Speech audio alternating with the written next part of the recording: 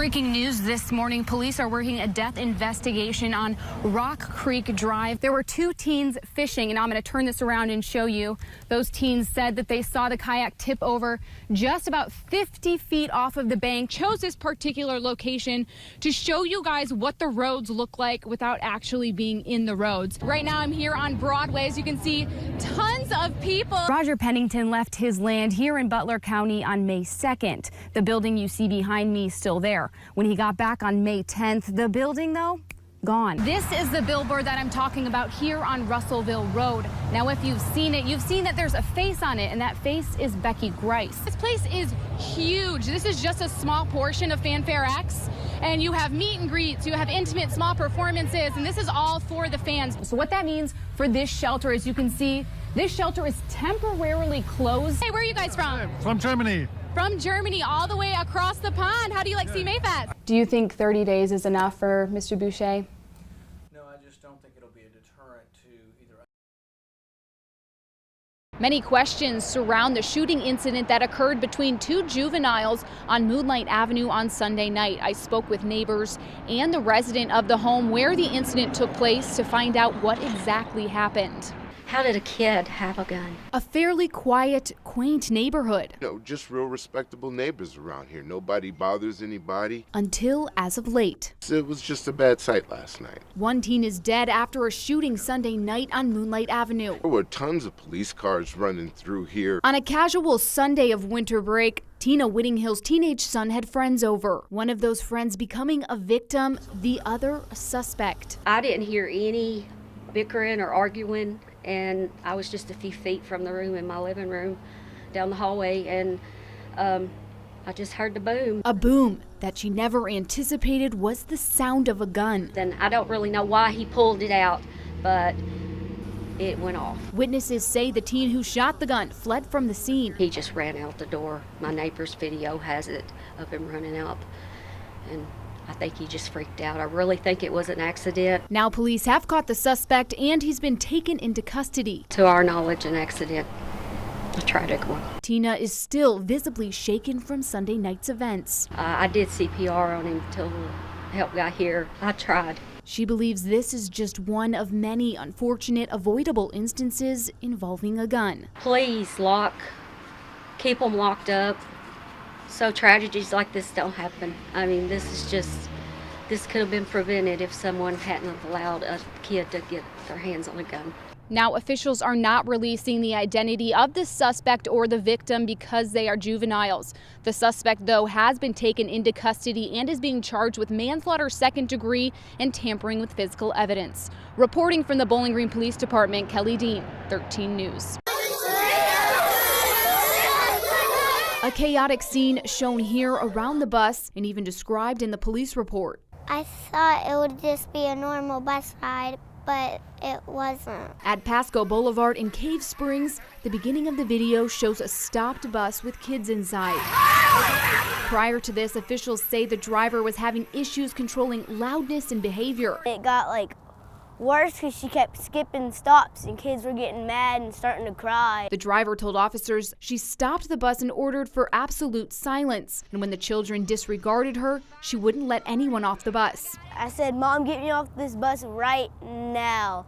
If your kid is crying and I'm kind of scared." Superintendent Rob Clayton says stopping the bus this way is district policy. Anytime a driver is concerned about whether it's the noise level or particular behavior, that they pull the bus over, try to address that, and then proceed on with the route. Parents and kids claim the driver had lost her temper several times. She did stand up. She was screaming at the children. She was cussing. Windows was down on the bus. We did hear that. Parents and kids say one child opened the emergency exit in the back, and shortly after, children started filing out.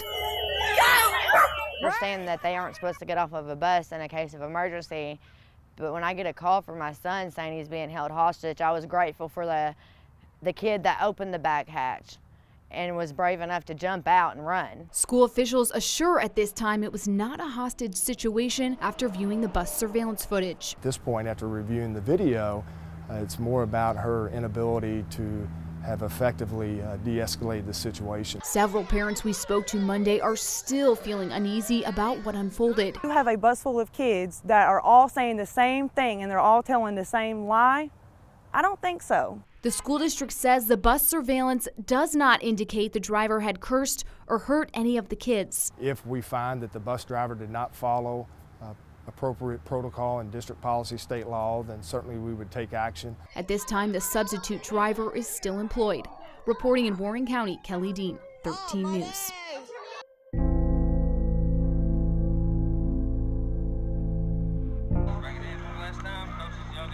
He coaches the Mighty Mites, the league football. He's coached my youngest boy for the past 3 years.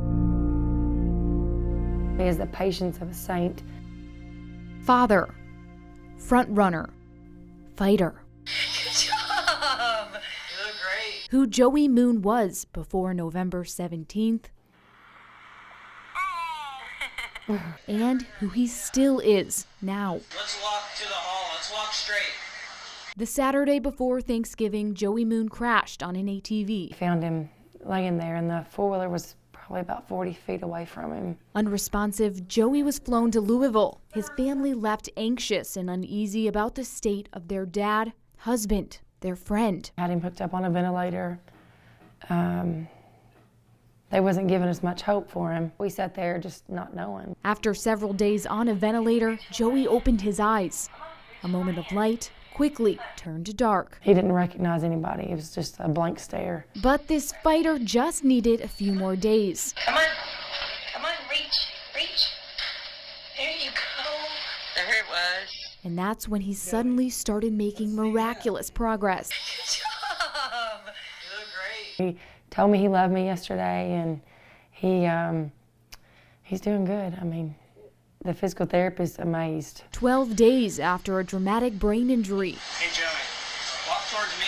And Joey is eating, smiling, and walking the halls of the hospital. Yesterday is the first time I got to see him smile. It is a miracle. A long way to go for this fighter, but it appears that's just what he'll do. Fight. Fight like he's focused on the field, leading his team to a championship trophy. This time, the trophy is home. Take it day by day, and just glad that he's here. Sorting through pictures and cherishing memories. It was a good day. Something no one in this household expected to do on a weekday afternoon. It's like a dream. You're so happy one day, an hour later, it's all over.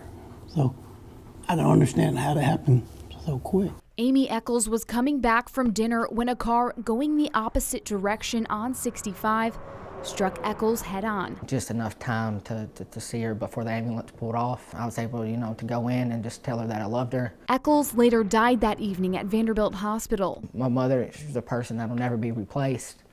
So, it's just one of those things that you can't fill that gap. Anyone who knew Amy uses words to describe her like caring, loving, selfless. I think she just wanted to be remembered as, the loving mom, would do anything for her kids or, really anybody. We all know the world needs more people like Amy Eccles. Dogs are smart, let me tell you. Yeah, he knows.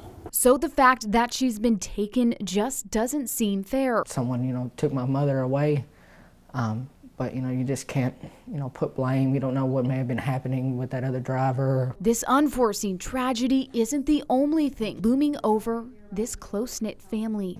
My father's had some health issues and was diagnosed with colon cancer about a year ago, and he's been fighting that. For now, pictures, stories, laughter, and cries echo through the walls at the Eccles household. Just 3 weeks before Christmas, and instead of making new memories, this family is reflecting on old ones. Memories you can't take away. You don't have to write them down because they're here. Reporting for 13 News. I'm gonna miss her bad. I'm Kelly Dean.